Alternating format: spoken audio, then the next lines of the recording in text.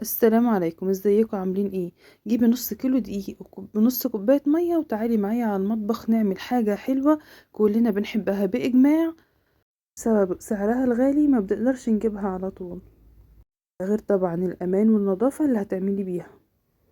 كل ده هتعمليه في البيت بالكبة بس. تجيبي نص كيلو دقيق وتضيفي عليه رشة من الملح بسيطة وتقلبيهم كويس قوي. تقدري طبعا تستخدمي اي كمية دقيق ومش هيشترط المقادير، انت هتشوفي بعينك الخطوات اللي هنعملها.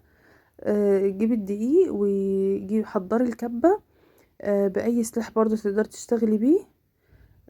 هننزل الدقيق في الكبة.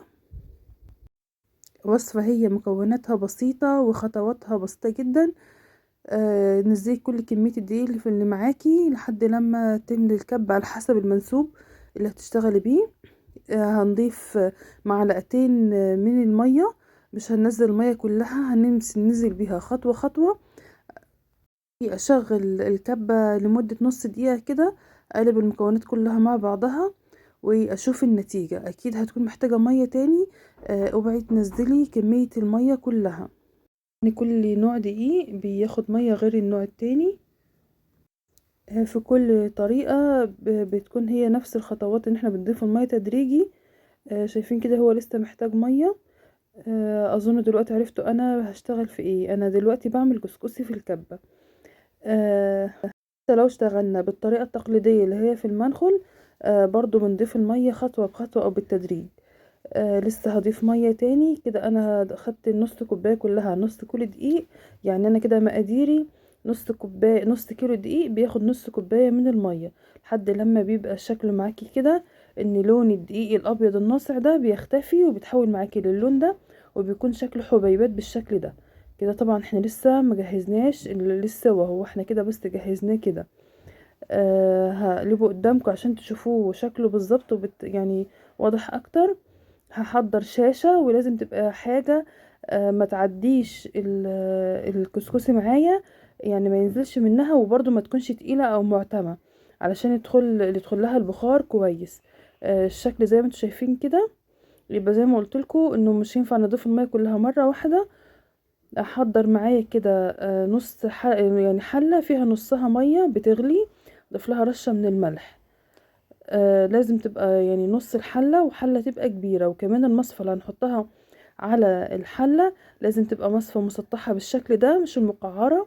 وان المية ما توصلش ولا حتى تكون قريبة من الكسكسي، عشان مع الغليان مش تطلع منها فقاعات وتوصل معايا للكسكسي فيبقى مندي ومبلول. واحنا مش عايزين كده، احنا عايزينه يستوي على البخار مش بالمية.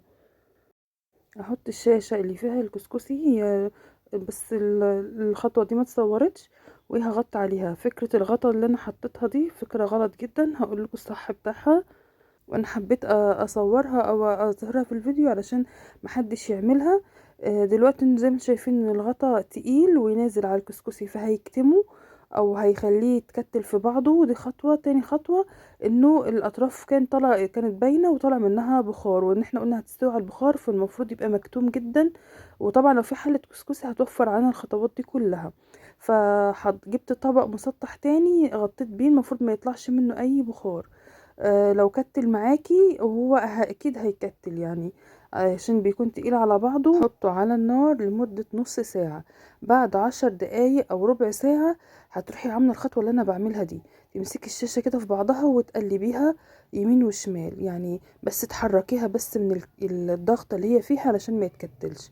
وارجعي غطي تاني بالغطا ما يكون مرفوع مش مضغوط عليها علشان ما يكتمش. وارجع بعد نص ساعة افتح عليه واشيله.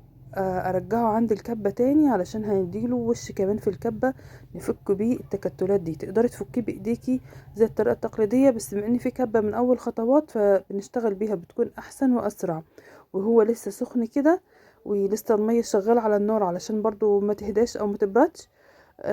ما تخافيش على الكبة. هو ما بيك يعني هي لحظات، يعني دوب تكة والتانية بتروحي قافلة على طول. تعبيه كده واديله ضربة في الكبة واخلص الكمية كلها وارجع ارجعها الشاشة تاني وارجعه على النار نص ساعة كمان. يبقى كده هقعد معايا على النار ساعة، نص في نص على مرحلتين.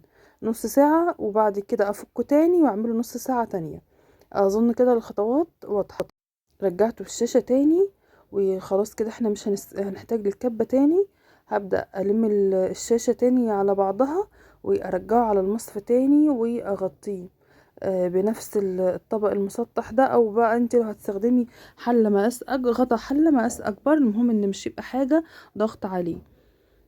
وكمان ما يكونش طالع اي بخار من المصفى او من الحلة، محتاج البخار كله يكون طالع عليه هو بس جوه المصفى.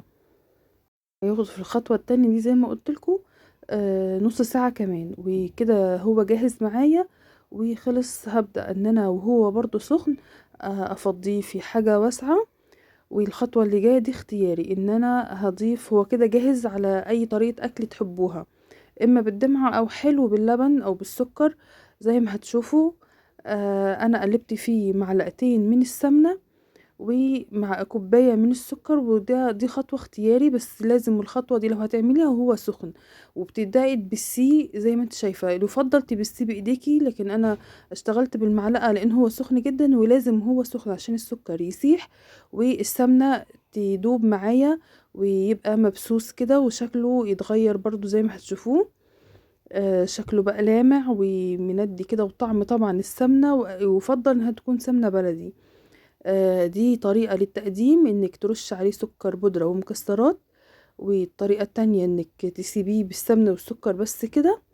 والطريقة التالتة زي ما انتوا شايفين ان انا هضيف له لبن. اللبن بيكون دافي، لان لو ضفتي لبن سخن هيشربه كله وهينشف معاكي بسرعة.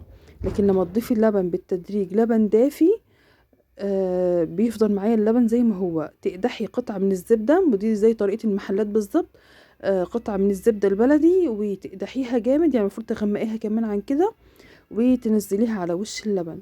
حابة تضيفي مكسرات ضيفي، بس بصراحة وهو لسه معمول ممكن المكسرات دي لو فضل معايا يوم ولا اتنين، لكن هو لسه معمول كده او مستوي ما بحبش اي حاجة تغير طعمه غير ادوق الطعم الاصلي الاساسي بتاع الكسكسي.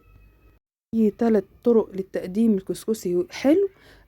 لو هتضيفيه مالح مع اي نوع لحوم، هتضيفي سمنة بس من غير سكر. وطبعا ليه خطوات تانية نبقى نعملها في حلقة تانية ان شاء الله. لو اتبقى منك كمية اكيد هتسيبيه لما يبرد وتعبيه في علبة في التلاجة، هيقعد معاكي 4 ايام. ولو اكتر من كده، لو كمية اكتر من كده وحابة تشتغلي بكمية اكتر، عبيه في اكياس او في علب تلاجة ودخليه الفريزر، هيقعد معاكي شهور. مكوناته بسيطة جدا، عبارة عن مكونين 2، وخطواته سهلة وسريعة، ما بياخدش معاكي اي وقت. هو عبارة عن شوية مية وشوية دقيق هتخلطوهم مع بعض في الكبة لحد لما يطلع لك الشكل اللي انت شفتيه. بعد كده هترفعيه على النار في حلة لمدة نص ساعة كل مرة، بالطريقة والخطوات اللي انت شفتيها.